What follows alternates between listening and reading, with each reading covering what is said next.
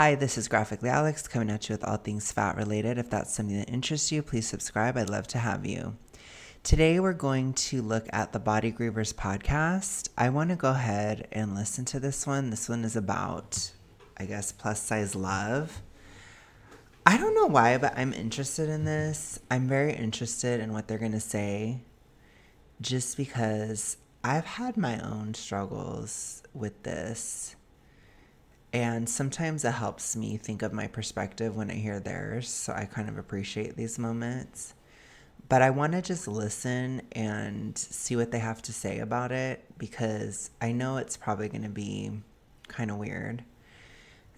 And so I'll probably be like, no, I don't think that's the case, or something along the way. But if I find areas of agreement, it'll be interesting. But I just want to see what we got going on here. Basically, let's see. I'm interested. Let's check it out. Hi, and welcome back to another episode of the Body Grievers Club. I am so honored to bring you today's guest. Not only is Shanae a graduate of my Body Grievers group, but she is also a friend and colleague, and we're going to talk about plus size love. And I'm just so excited to get into her love story. You're all going to love this. And so I'm going to let Shanae introduce herself. So tell us about yourself. Hey y'all, my name is Shanae Pallone, and I am a Texas native, still living the Texas life.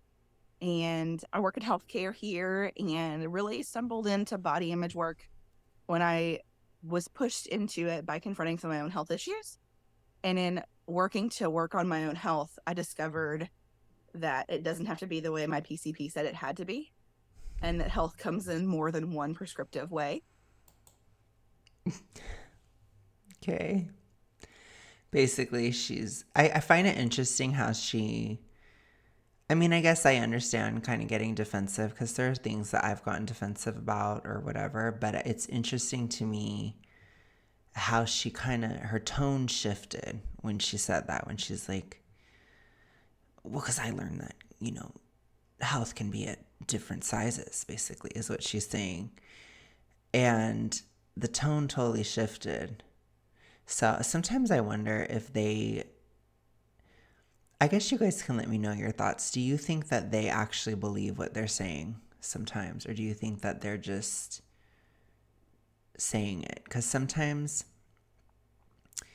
when I hear them talk, it sounds like things that I used to say when I was in my toxic, ritualistic mindsets and behaviors. And I would just say stuff, especially about diet or something, especially. And it's like you have this weird double think, not double speak, but double think. You're of two minds. You say it, and it's like you're hoping that the person you're telling will believe it, but you also hope that you believe it too, because you kind of know deep down. There's the other side of it where it's like, I know I'm totally not going to stick to this, or I know that this isn't going to work whatsoever. But you're telling everybody it's going to work so well. I wonder if this is just another one of those things, Does that make sense? I'm kind of formulating my thoughts as I speak, basically. So.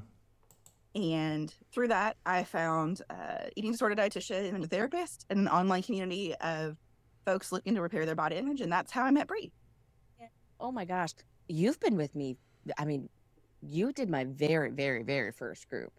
It was a long time ago. It was a long time ago. So tell the people what you do.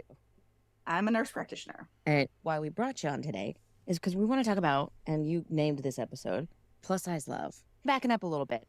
When you joined the Body Grievers group, now you and I had done some work before that. So then when we did the Body Group, I just have to say, I feel like that's a horrible group name, but I guess they have business, but it's so, gosh, if it's, I know I can come across as pretty negative. I've gotten that a lot. from not even just online, but like from people in my life, I've gotten it that I can be very, very pessimistic or very negative. I blame my weight loss, to be honest, because it kind of puts you in that mental state, kind of, which I guess for like more optimistic, sunny people, it doesn't really affect them that much. Maybe they break even, but I'm already kind of introverted. So it like really gets negative when I'm losing sometimes, or at least it has throughout earlier phases of the journey. It might be changing just a touch recently, which is interesting, but I'll have to see how that goes later on. But the point is, as somebody who's been, I don't know how else to say it, but incredibly negative, especially last year and beyond, basically. Um, Naming your group the Body Grievers Club or something, that is so negative. I don't know. When I feel like I have to say that, it's like, oh my gosh, you guys don't realize how that comes across, I guess, to people who are not in your like echo chamber. Cause I'm just like, oh my gosh, like I would be kind of embarrassed to tell somebody I was going to that. They'd be like, what? What is that? What was still grieving you about your body at that point? I think at that point, one of the things that still was like a hurdle was how others perceived me, Mm. especially in dating and relationships. And I felt like, I uh, I have been triggered a bit this year in this area, and I agree with her that that can be a major thing because especially like when you've been single a long time or like for a while, and then you start kind of trying with somebody a bit and you're losing weight at the same time, like it is just like, whoa, this is really difficult, you know? I think especially for me because I'm like at a different vantage point, and then like your social role kind of shifts in weight loss, which I wish that wasn't the case, but the way that society is at this time, it is the case. Your role does shift and it becomes very difficult. And it's like, plus you look better. So it's like, you know, it just changes everything and it's difficult. It's been hard. I know in my past, dating and what guys thought of me in these kinds of things, it was a major major trigger of mine. And I guess old old habits die screaming sometimes. It can be hard to there's like a gnat in here. It can be hard to let that go. So that's why I'm also interested in this, because I want to see if there's anything I can use or consider from this. But I agree with her that that is a huge trigger for sure. my body was something I had to constantly apologize for and make excuses for and accept concessions for, or accept less than in a partner, because my body wasn't the ideal I was told I was supposed to have. Through the culture I grew up in, through I used to feel that way when I was much bigger. I did. I don't really feel that way anymore. I try not to think about it as much now, just because I've come to a place where it's like you can't always, I've understood I can't always see what somebody else sees in me. And I think if somebody is showing interest or if there are these signs and this type of stuff, it's like you need to believe it or believe them, if that makes sense. Because it's like sometimes you can't see what makes you attractive. And that's kind of what I was thinking about sometimes this year, like, because I don't know. Like, I can imagine what would be attractive, but I don't always get it either, and I certainly didn't in the beginning of the year, you know what I'm saying? So I was at like a very low confidence point at the beginning of the year. Now I'm just like, let's just not make any assumptions about anything, or, I'm trying to kind of blank slate it. But that's what I would say, is sometimes we can't see what makes us attractive to someone. The faith I grew up in, but just by living in our society, that because my body didn't look like the ideal body or even the ideal plus size body, that I guess if they're going to tolerate you, then you can really like get over there, fill in the blank. Mm-hmm. And those are some things that probably shouldn't have been negotiables in the process of doing group work. This really was looking at. Yeah, I think it definitely depends for sure. But I think there's always going to have to be some kind of concession because nobody's perfect, so you can't always judge so much. Like, I have struggled with that too. Like, I've had kind of a weird history where I've been very judgmental and then like extremely permissive. Like, I've struggled a lot in this area. So I'm just trying to find balance these days. But yeah, I mean, you have to be balanced. That's what I would say. I'm not like the expert in this area whatsoever. But what I will say is I've been extreme in both ways. I've been extremely judgmental and scrutinizing, and I've been extremely permissive, and neither one of them worked. That's all I can tell you. I can just tell you what did not work, I guess, at least for me. Some of the physical aspects of how to make peace with my body and living in a world that isn't always kind to folks who live in larger bodies. Yeah. And if I could find compassion towards myself, it'd be a lot easier to accept love and compassion from somebody else, because it's really hard to accept kindness from somebody else when you're very unkind to yourself. Totally. That's the crux of what we talk about in the body group. I would agree with that. I think that is decent advice. I think that's decent advice. I think if you really cannot stand yourself, it is really hard. Because I think when I was super judgmental, like with my first love, I really, really, really, really hated myself at the time. And I couldn't. So I agree. I agree with her with that one. I think the time when I was overly permissive, I just felt so guilty about a lot of stuff I had done at that time. It wasn't really weight related, but I guess some of it could have been, because I was really big at that point too. But I felt like I just didn't like parts of who I was. I don't know how to describe it. So I guess it was a little different, where it was like, I liked some parts of myself at that time, but there were some parts that I really hated.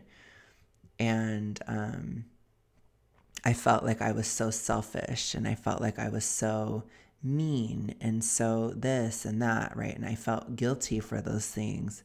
So I tried to like compensate, and I became like extremely permissive. So whereas nowadays, I feel like I accept and kind of like can appreciate the good side to the bad sides. I think a lot of times our negative qualities have good qualities. So like being mean can mean being disagreeable or having courage to say things that upsets people. That can be a good thing. You can use it for good. I struggled with that a lot, with finding that answer there. And again, some of the other stuff too, like being selfish can mean being tenacious sometimes. You can have a tenacity. So it's like you have to kind of use it correctly and just kind of integrate things. That's how I view it anyways. That's what's kind of worked for me.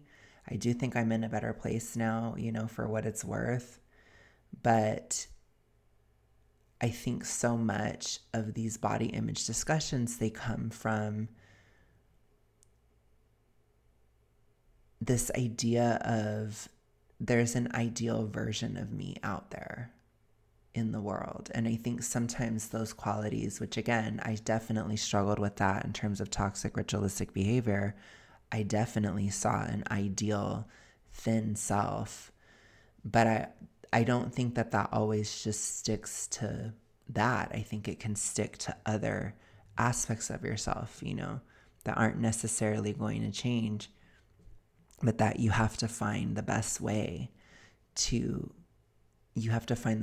for those traits to manifest and accept what you are. It's like, I'm never going to be a musician, for example. I don't have the gift to write music. I could never do it.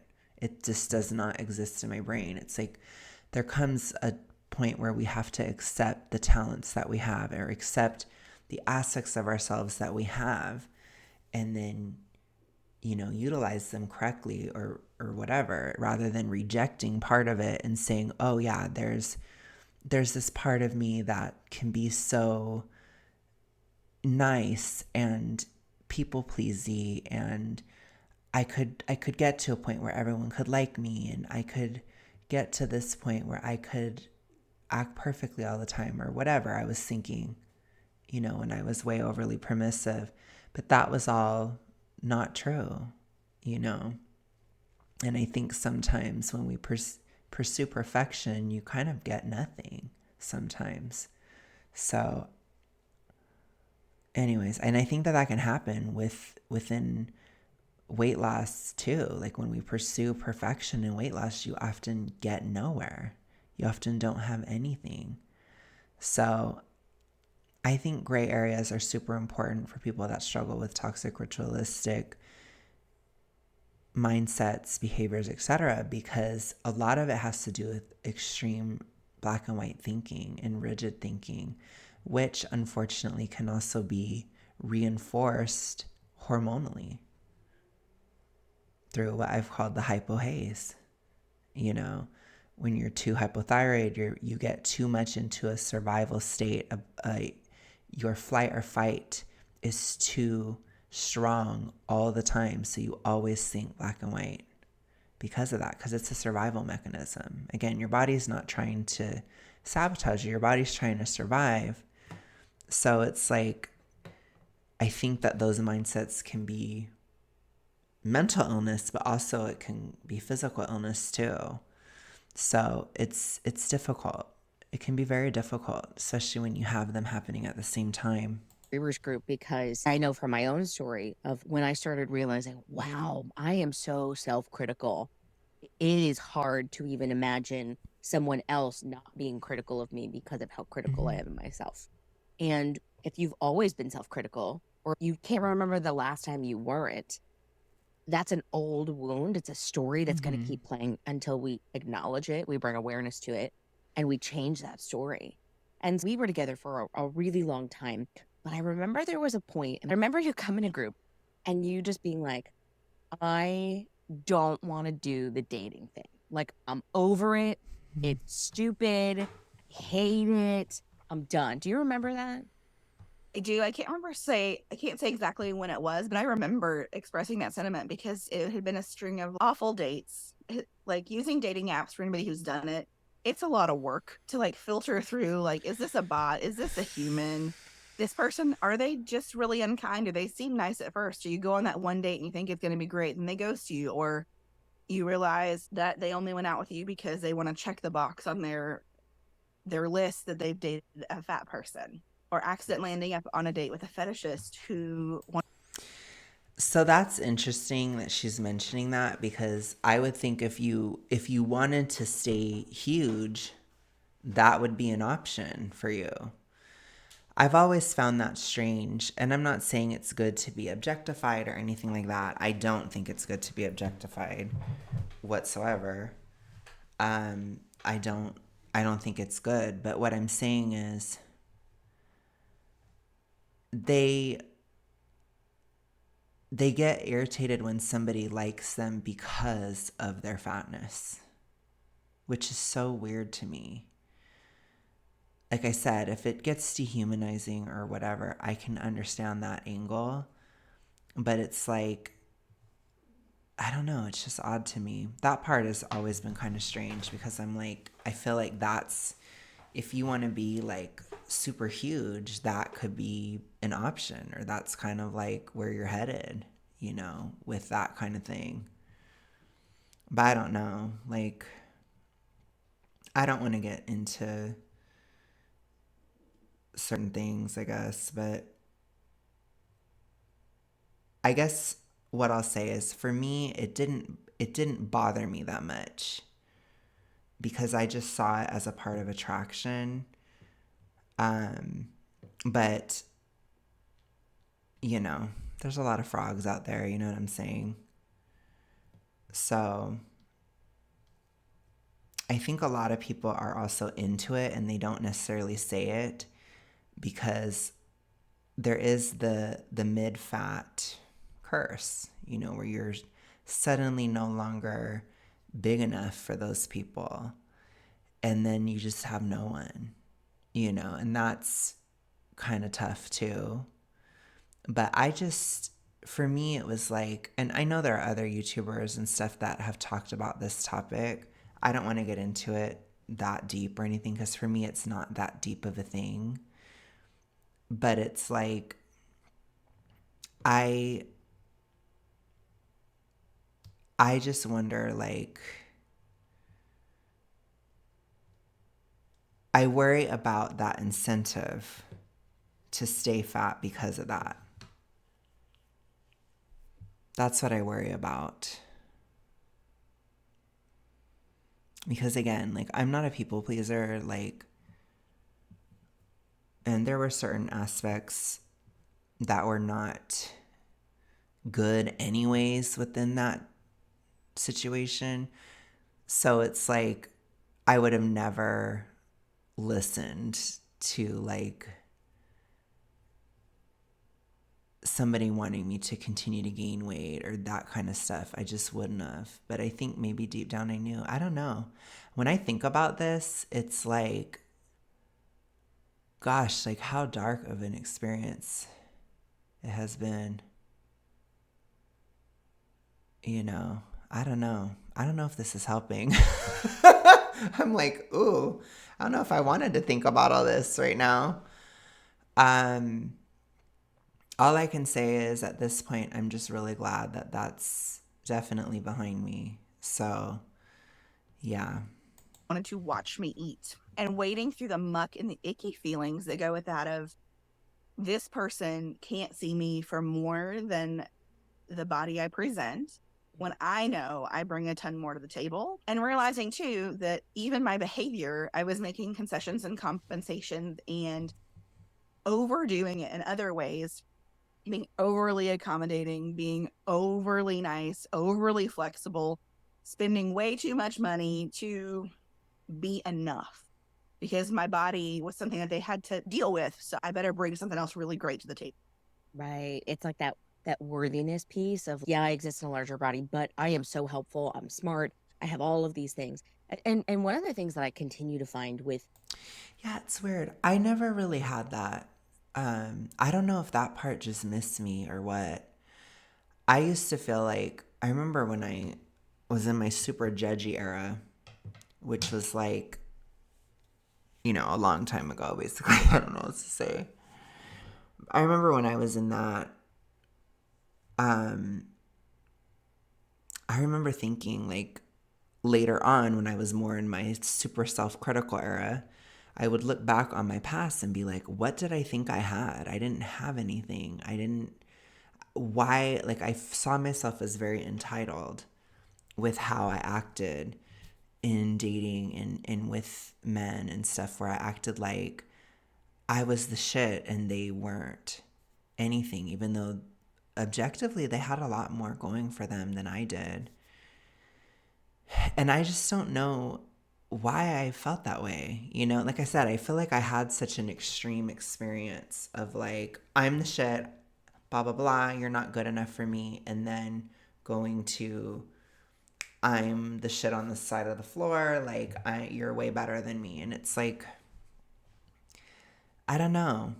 That was such a whiplash, you know, which again, I guess even that is so black and white, right? So it kind of shows my mindsets, you know, and for me, that toxic ritualistic mindset, it was so severe. I'm sure it took over pretty much every aspect of my life. Like, I think that black and white thinking, it went pretty much everywhere. But when I think about it in retrospect, it's like, yeah, like from a healthier perspective, from a post toxic perspective, I'm just like, you're a person, he's a person. You have things to offer, he has things to offer. There's things that he's better at than you, there's things that you're better at than him. It's fine. Like, there's no need to be so weird, you know?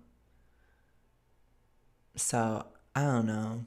I will just say this. This is all I will say is I really, really think if you have mental health issues or if you have physical health issues that you can deal with, I think it's important to figure that out before you get into a serious relationship, because I think those issues you have, it's not another person's responsibility.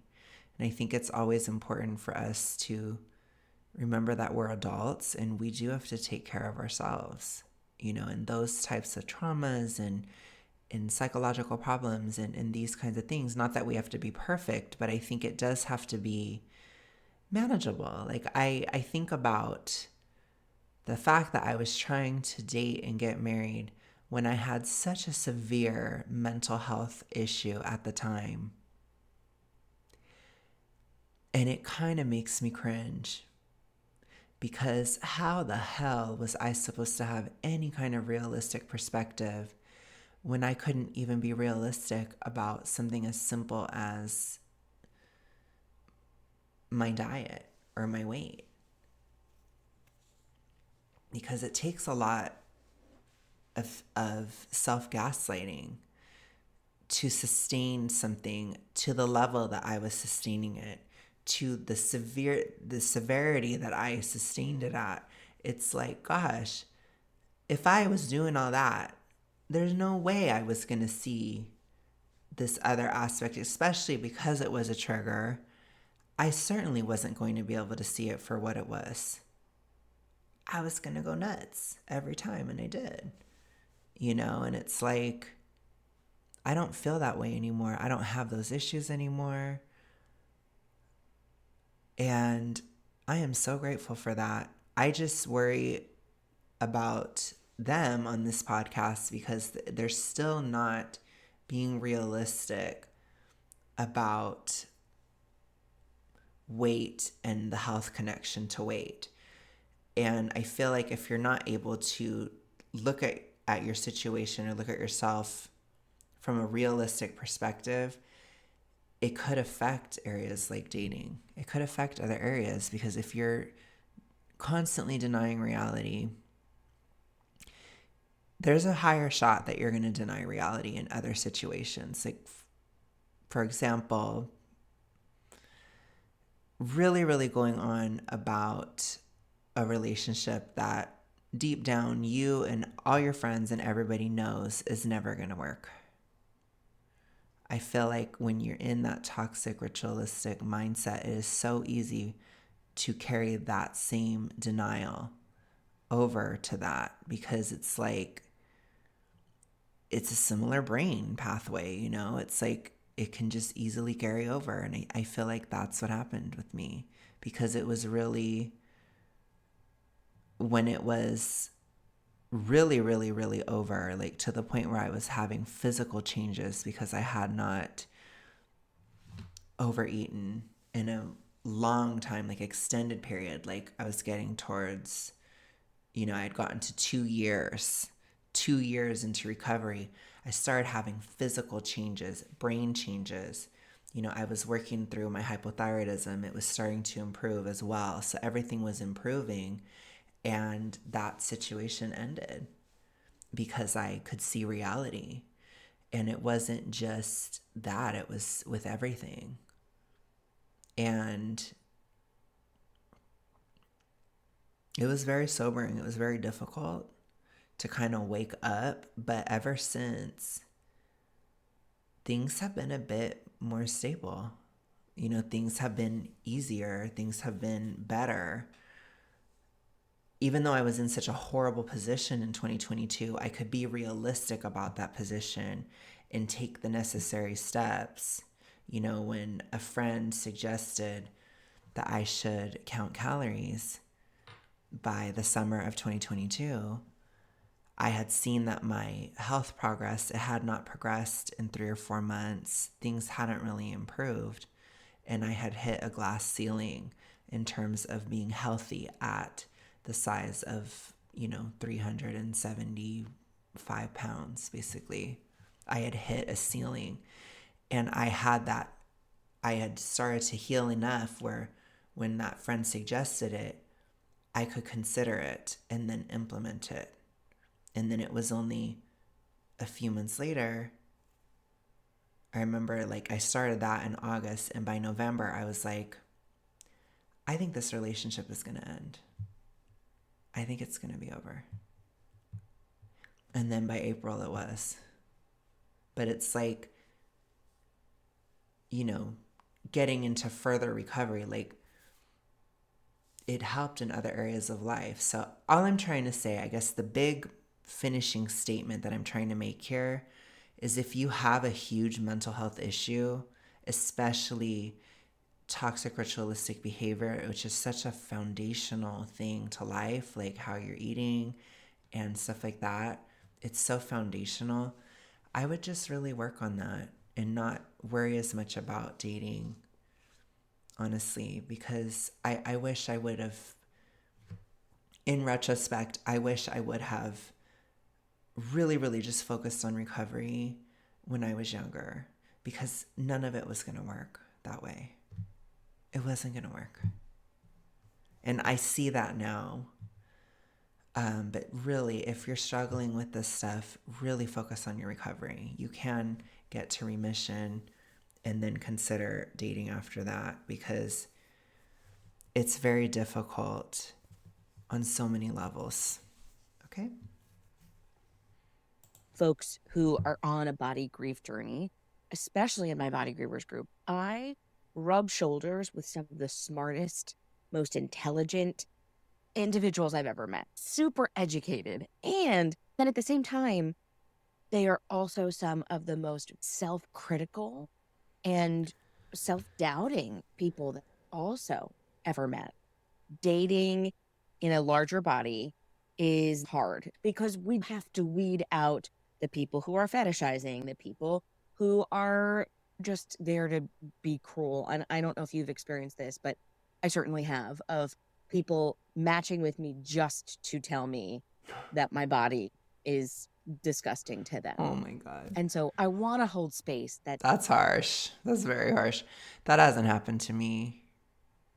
I did have somebody get really nasty with me once. And they told me that, which I don't know.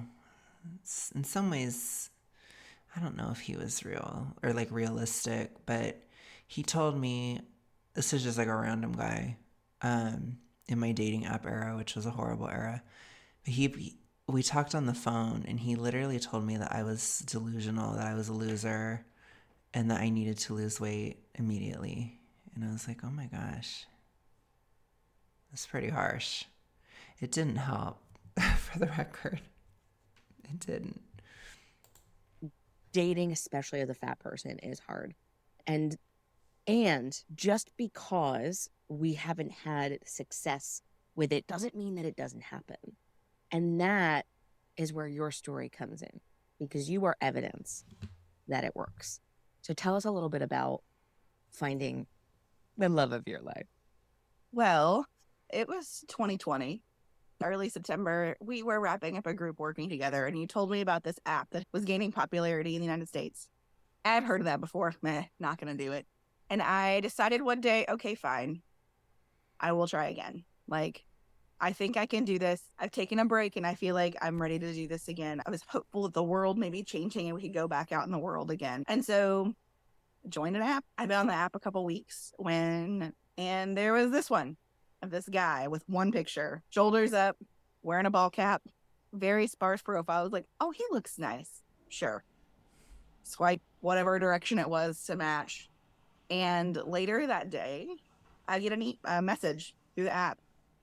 Hey, Shanae, my name's Tim. How you doing today? And it started a conversation. And we talked via the app for about a day and a half before I came back. I wonder if he was also fat or not, or if not. Because a lot of times they'll do this thing too, where they have this double speak where they're like, there's nothing wrong with being fat, but also I shouldn't have to date a fat person just because I'm fat, because I deserve better than that. It's like, whoa. You know? So I wonder if he's fat or not. To the app after work, and there was a message from him. It's been great talking to you. I hope you text me or call me. And by that point, his profile was gone. I Googled him by this point too, and like read all the articles that came up on page one because of his profession, he had had some stuff published. So I texted him, and that was a Wednesday. We had dinner on Friday, and we kept seeing each other. Hold on. His profile was gone. Like, I couldn't even take a screen grab of the picture. I've only seen that picture since because I've gone through his phone and found the one he used. I watch way too much crime TV, but I would have been like, this is a stalker, murderer. Also, one picture, that's usually, I'm like, nope, not doing it if you only have one picture. And look at you. You're making me rethink. I think what the difference was we had actual genuine conversation via the app, and I insisted we keep it on the app for a bit until he gave me his number. It was so corny, but also it was sweet. It was genuine. It was a banter of a conversation, and I was like, okay, he's putting some work into this. There was some effort. There was some care. He took some time to read my profile, had commentary to say about the things I said that were interesting, or ask questions if he didn't know what it was. So I feel safe moving forward with seeing this person in real life, or even exchanging phone numbers. I had high confidence that would lead to further conversation in an appropriate manner via the telephone. Did you ever experience that feeling of confident when talking with somebody on the app, feeling like, yeah, this is going to be great. Like, this is good. A few times before, and then it quickly fizzled. Give out the phone number, and then you're like, oh, that's what you wanted it for. When did you realize that Tim was your guy? When did you realize that this is the man that you've been waiting for? So I went into the first date with the kind of optimism I had for a lot of first dates of like, okay, I feel good about this. On that first date, we had dinner. It was nice, had a good conversation. And we went to leave, and my car was blocked in the parking lot by a food truck and a line of people waiting for the food truck, and 100 people on bicycles. Oh my gosh, stop. That's not real. Yes. So we couldn't leave. Pretty sure he could have gotten out of the parking lot. He's like, I'm not leaving you here. Wow. So we walked.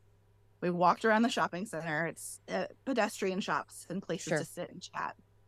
And oddly enough, halfway through that, I got a text message from a colleague who's like, hey, I need you to present at this conference on that like diet thing you were always talking about, i.e. weight inclusive healthcare for the primary care clinician. Wow. I'm like, I'm so sorry, Tim. I don't normally check my phone, but it was like blowing up. Yeah. And she was like, commit. We're doing the program right now. So it turned into this very long conversation with him about this fringe thing that I feel like he may not have been interested in. And I just kind of laid it all on the line of like, this is what I do, and this is why it's important. And I think weight inclusive healthcare is important. It's a right that everybody has, and this is the harms it causes. And he was really like laying on the line. And I probably even cried a little bit, if I remember correctly, because I was a little overcome with the emotion of all of these things lining up. A lot of things had happened in that like 24 hours, and it was pretty amazing. And then I'm on this date with this guy who seems really nice, and we finished, and he walked me back to my car, gave me a bag of candy corn because we had talked about that in our chat. How's the only acceptable fall candy? And I went on my merry way, thinking I just really overwhelmed this guy with a whole lot of stuff. He's either gonna be into it or he's gonna think I'm a weirdo. I got a text that night. Yeah, I would say, I don't know. I mean, it would depend on like how they were talking about it. But I don't know. This is interesting. Okay, what do you guys think? What would you think if somebody was talking about something body positive or something on a date? Like, what would you think? Because for me, I would appreciate a guy to have some level of understanding of it because I have struggled with it so bad. So I would appreciate a level of understanding. It wouldn't be like a huge plus if a guy like knew nothing about body image issues or knew nothing about it or was just like, what? Why don't you just get over it? Or something like that. That kind of attitude. I don't know that I would love that. But I also would really, really hate the fat acceptance attitude in a partner. And it is just not compatible with me at all, whatsoever. I mean, so I think if that was the case, it would be like an immediate no, I guess, because it's like, I mean, it's literally my activism and stuff. Like, it's very much like a thing. Like, I could never date somebody who's fat acceptance. I just couldn't. So for me personally, if I went on a date and they were like going on and on about that, I would probably like I said, I'd really have to ask questions and be like, okay, so weight inclusive medicine, what does that mean, right? Where is that coming from? What are your ideas behind that? And if they were like health at every size, all that kind of stuff, I'd be like, oh my gosh. So I wouldn't be able to do it. I couldn't date somebody like that. But like I said, ideally, the guy would understand those issues and have grace with it, because realistically, it will probably always be a sore spot for me, probably for my whole life, because it lasted such a long time. So 45 minutes or so later. And then we talked all weekend and then just slowly realized that there is more to this. And we joke that by day 16, I knew that there was something really, really special about him. But also I was terrified because I thought I had felt this way about other people before. So it's balancing the hope and the heartache of throwing eggs in the hope basket, but also keeping part of myself back internally of, I don't know what's going to happen here, and just kind of waiting for either shoe to drop for a while. And it was a scary, scary feeling to realize I really, really like this guy. I think I might love this guy, but what's the catch? And he just kept showing up in the most beautiful, wonderful, tender ways, in the most vulnerable ways, in the most creative ways. And he still does today. Wow. It's so beautiful. And you've done the thing. You put yourself out there. You've been hurt. Then you keep doing it. You keep doing it knowing this could combust at some point. And it didn't. It flourished. Isn't that what dating is, though? Yeah. Regardless of the size of your body, you put yourself out there. Either it combust or it's going to flourish. And I think that feeling sometimes gets so amped up because it's especially hard when you've been burned. It's very hard to start over with someone else, but I think it's such a brave thing. And I feel like it's such a courageous thing, and I think it's really beautiful. we're already on high alert, because living in a larger body, I always found myself on high alert, waiting to be rejected because I saw myself as a flaw. So then the natural ebb and flow of dating, which happens, feels even more amplified because this other thing is the big bad scary in the corner, because we haven't yet found compassion and kindness with ourselves. And my thought. Well, and also you're telling somebody, when it comes to the issue of obesity, it's kind of like, hey, I have this thing going on that's going to really kind of dampen down a lot of aspects of my lifestyle. It's going to shorten my life. It's probably going to raise the cost of being with me by a lot through medical, clothing, food, etc. It's just like, ooh, so I think regardless of what she's saying, when it comes to specifically obesity, so I'm talking very specifically, I'm not putting this onto anything else, it is a negative for the majority of people unless if they are specifically into you looking that way. Then it would be a positive for that person. But for everyone else, it is pretty much a negative. And so I wonder what was the, I wonder if this guy was just not thinking about that at all, or if he just didn't care, or maybe he has his own health issues, or maybe he has his own stuff going on. Like, I don't judge people for who they date. But it's like, I wonder what it was, if that makes sense, because it is negative. Like, let's be real. It is. Like I said, though, it's not everything. And so I feel like I keep a pretty realistic view of obesity in dating, even just taking apart the aesthetic side. There's a lot of downsides to it. And so when you're just entering into the dating space and you're saying, this is how I am, it's never going to change, this is it, a lot of people are going to say, okay, bye. Whereas I think even if you were working on it, certain doors may open up to you that wouldn't have opened if you weren't working on it.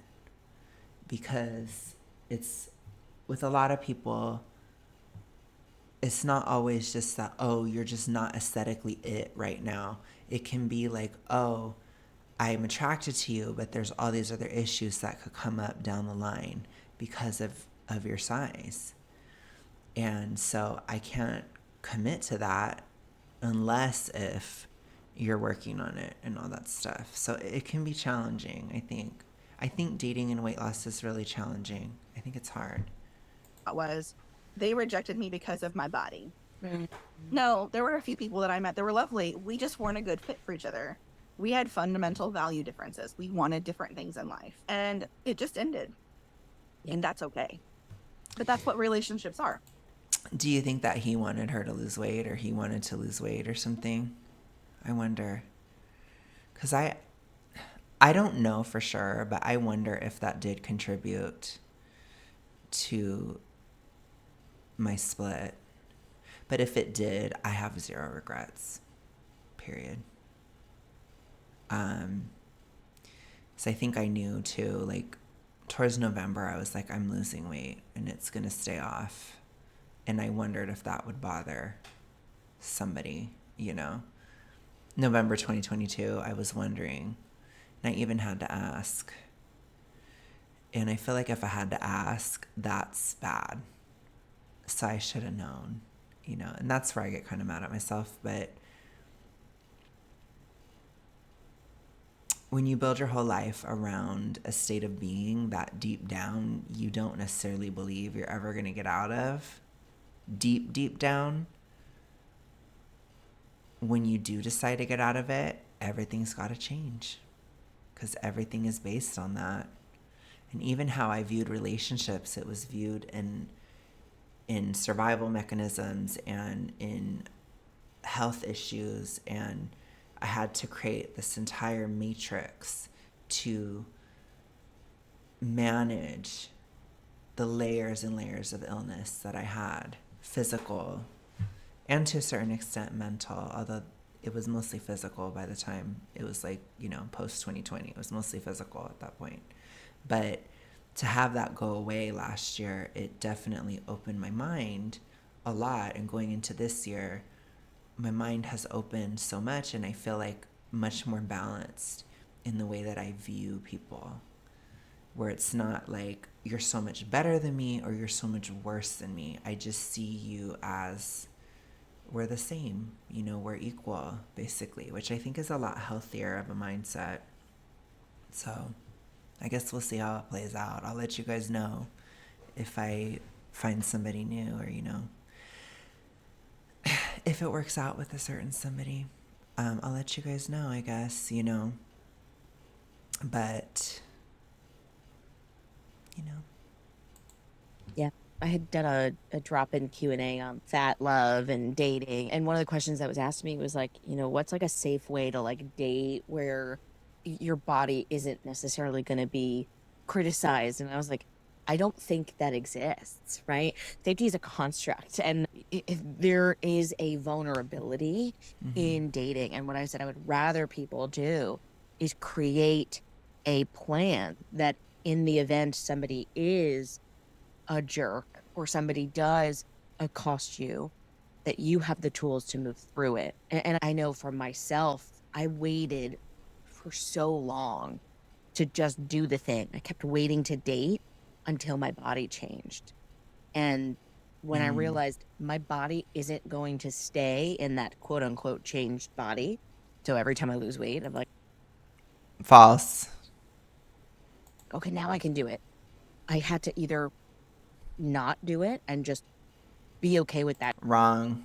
choice or do the scary thing. And it is a scary thing. Putting yourself out there and being vulnerable. But again, as I said earlier, when you're in that toxic ritualistic mindset, I don't think it's a good idea to date because you have to break out of that to have sanity. I know that that's harsh, but I have to be real. You know, it's insane. It really is. It's not a good thing. Vulnerable in any context is scary. Yeah. I think that in dating, that's amplified even more because we have such hope and expectations for validation and affection and affirmation from somebody else oftentimes, because we expect that in romantic relationships, which is a good, natural, and healthy thing. And if you haven't been dating a long time, or you find that you haven't been close to somebody, there is a hunger for that. Yeah. And when it doesn't come, that void feels even bigger because you expected it to. And that is almost harder to deal with. For me, I found leaving a relationship was almost harder because I was so afraid of having that absence in my life. Yeah. Because I remembered what it was like to be accepted and affirmed. And then when it wasn't there, it was glaringly obvious. I really feel her on that. I was terrified of that relationship ending. I mean, terrified. Like gnashing of the teeth, like waking up in the night sweats. Is it going to end? You know, kind of thing. Like very, very agonized over it.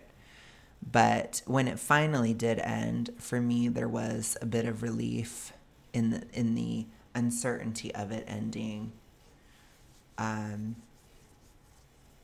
But it was very hard, and that absence was so difficult. So I totally agree with her on that. It was very hard.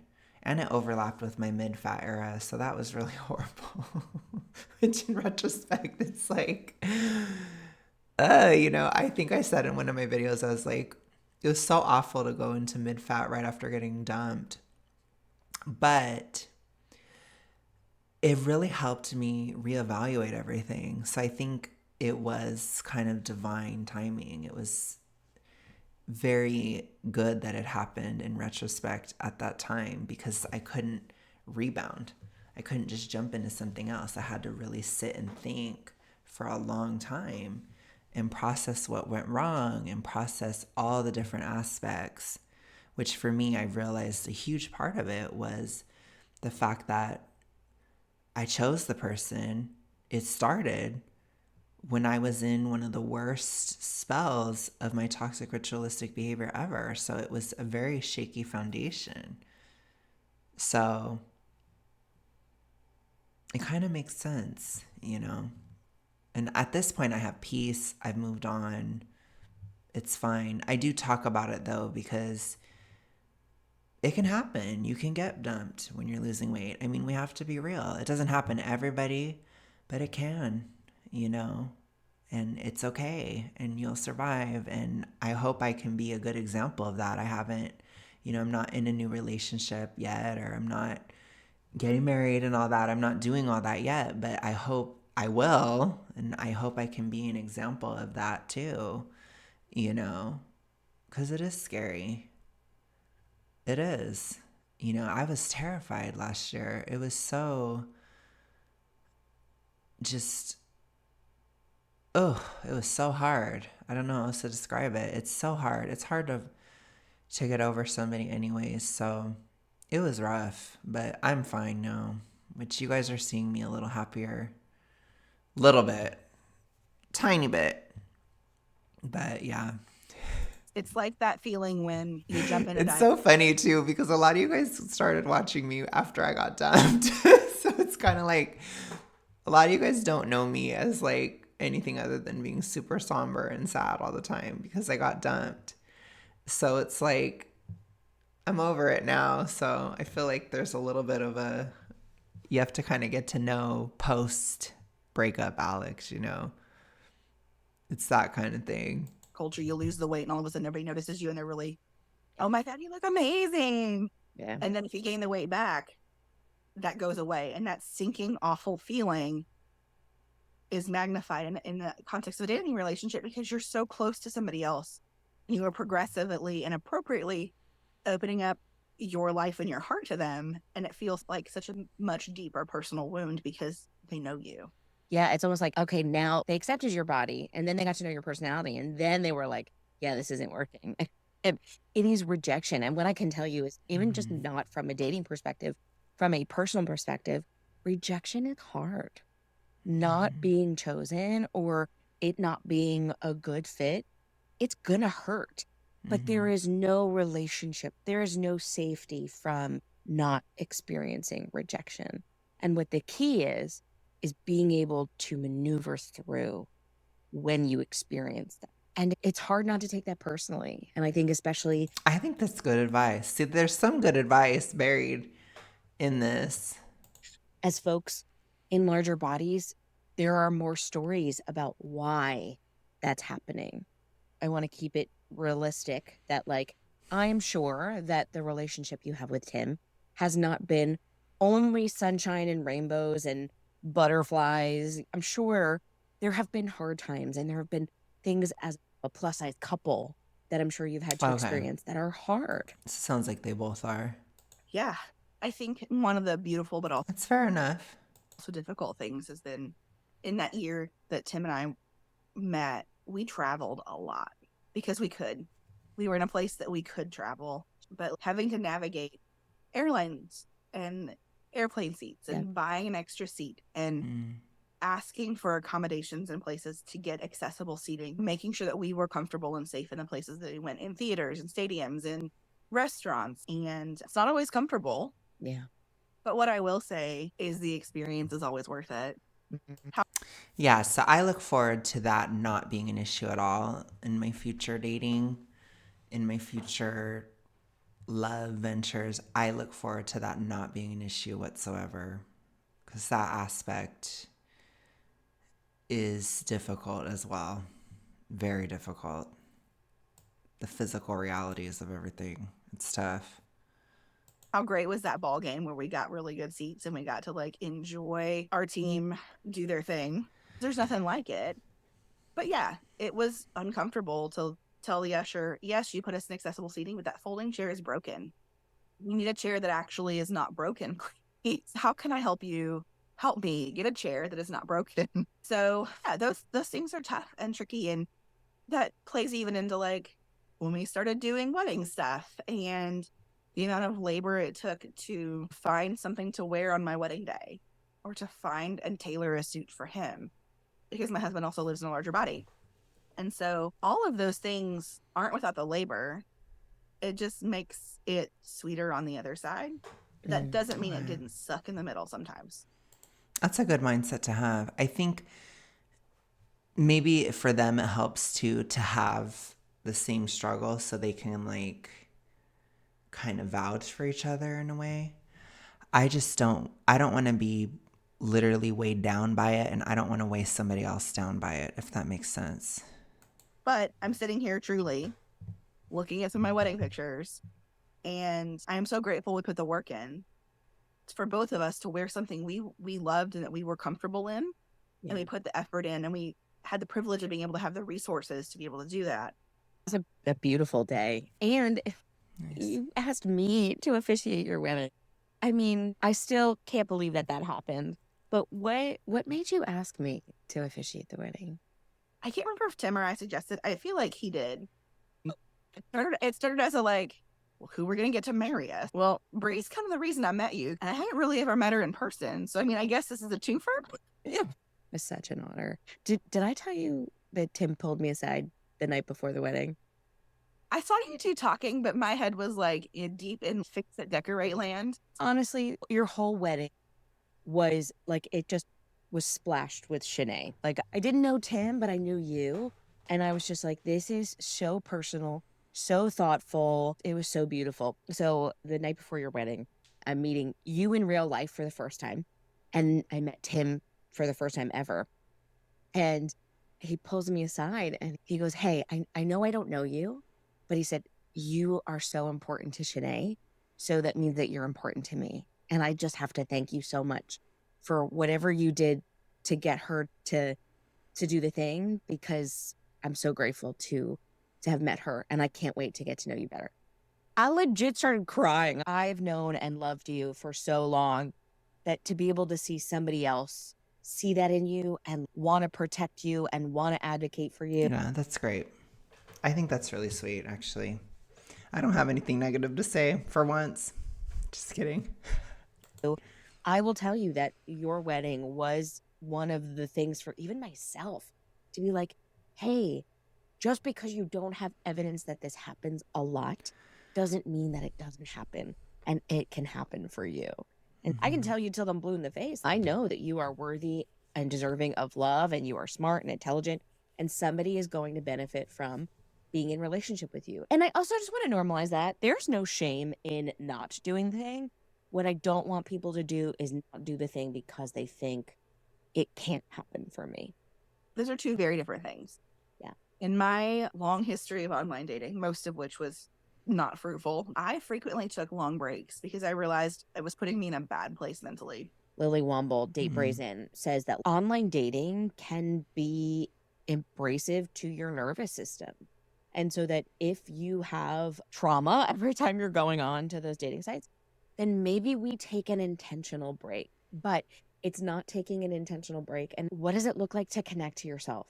What does it look like to be sexy for yourself? What does it look like to enjoy spending time with yourself? Finding what lights you up, what makes you happy. See, because that stuff, it's weird to me, but I've had a friend give me that advice, and I'm like, I think in the past I would have completely shut down that advice because to me it sounds really cringe right off the bat. But I feel like I'm a little bit more open to it where I'm like, okay, maybe, you know,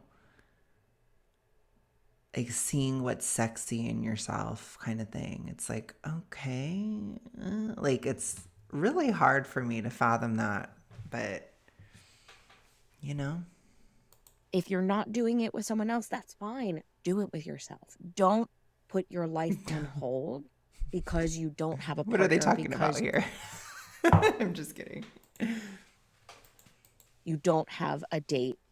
Do the thing. And if it happens and when it happens. Okay. They're talking about like going out, going to a movie by yourself or something. Okay. Fair enough. It will be a value add into your life and not this will complete me life. Exactly. For me, Tim is a wonderful addition to my life. He's the thing that I didn't know could bring so much joy and peace and reassurance and all of those wonderful, lovey feelings, because he really is an amazing human. But also, I had a whole, full, rich life, and I added him to it. He had a whole, full, rich life prior to me, and I added to that. And so we bring this new thing together. I think the best way I can talk about it is like sculpture. If like you have your lump of clay, just like slapping another side piece on. But together we created something different and integrated those two parts of each other in our lives and ourselves to grow together and make that commitment to grow together. And I think that in preparation for continuing to date and continue to have a long-term relationship, you need to know how to be alone. Yeah. You need to know how to do the work on yourself. Because in marriage, you still have to work on yourself. Putting a ring on your finger doesn't magically fix all your quirks. This is good advice. I appreciate this part. And hang-ups and fears and idiosyncrasies and insecurities. Mm-hmm. It doesn't. We still have days that we struggle and are hard. I still have days where I feel like I am not doing enough. And what I'll tell you, and I'm probably going to still have days where the legacy of my greatest mental health issue will still bother me. And I'm going to have to deal with it in a marriage or in a relationship. So I agree with that because, like I said, there are scars, you know. I think most of the time now it has to do with it's just within me. It's not really like I don't think it involves other people really. But I think what I have to worry about, or not worry about, but just be watchful of is like, am I feeling insecure about something? Or am I acting that way? You know what I'm saying? Because I don't want to be that way. And I think I've changed a lot already this year. So I'm happy about that because I think it's some of the ways that I have acted, it can put especially guys in a competitive stance with me. And I recognized it and I tried and I've been trying to change it this year because I don't want to be in competition, you know what I'm saying? So I needed to soften that a bit and I think I have cuz I'm okay now. You know what I mean? Like I don't do that really as much, but I think that was still kind of a leftover of that past and I have to not because I think it's easy for us to, especially those of us that struggle with this issue or that have struggled with it, it's very easy for us to compare ourselves to other people because you kind of spend years doing that. You know, you walk into a room, you scope it out. Am I the fattest person in this room? You're constantly living that way. And it's like, again, I think for me, it was so severe that those tendencies, they carried over into other things really easily and probably very severely. And so I think I'm just throwing it all out basically. I know that's horrible. It's kind of horrible to say, but just kind of throwing it all out. I threw out a lot last autumn and now I threw out a lot in the spring. Now I'm still throwing stuff out now. Like it's a lot to get rid of, you know, because it's not useful and it's like it's just stuff that comes into my mind because I'm living life again, because I'm not so sick anymore that I'm not living. So when I go back to life, it's like all these bad habits and stuff, they want to come back, and that toxic ritualistic behavior, mindset, etc., it's gone now. So these are all like, I forgot what the word is, vestigial, I guess, if that's the word. There's something I've evolved past that I no longer need, and they need to go. Basically, it's got to go. And that's really, I think, the process that I'm in right now. It's not just in dating, but that's partially in dating. But I think sometimes with my insecurity in regard to the toxic ritualistic mindsets, body image, etc., I have also been competitive with other people that are not romantic either. So it can be kind of, or like taking that stance where I come across as more competitive or defensive and these kinds of things. Whereas I think now I'm realizing like, I don't have to defend myself because it doesn't matter. Like, it just doesn't. You know what I'm saying? So I'm kind of understanding that now. So these are like things, I'm telling you guys like very, very emergent stuff. But I think that's what's happening is I'm getting rid of all of those vestigial or outdated, redundant, etc. mindsets and ideas and thoughts and the ways that I was. I'm getting rid of them because they're not useful anymore. Some of those insecurities transferred from my appearance to I'm not doing enough housework. I'm not making good enough dinners. I'm not. She's talking about the same thing. That's interesting. So maybe we're on to something here. Fill in the blank. It's recognizing that pattern and cutting it off at the knees before it could take over, because it's not just about dating. It's not just about a relationship. It's where else and how else does this show up in your life? It's like a new gremlin thought moves from dating to now, am I a good housewife? Am I a good mom? Am I a good nurse practitioner. Like it just finds It a new moves. place to nest. You have to learn how to recognize those patterns, right? So you can cut it off sooner and quicker. Yeah. It may just put on a different. Yeah. The last thing that I want is for my future boyfriend to feel that he's competing with me. I want him to feel supported by me. And I don't want to be in that zone because it's not healthy.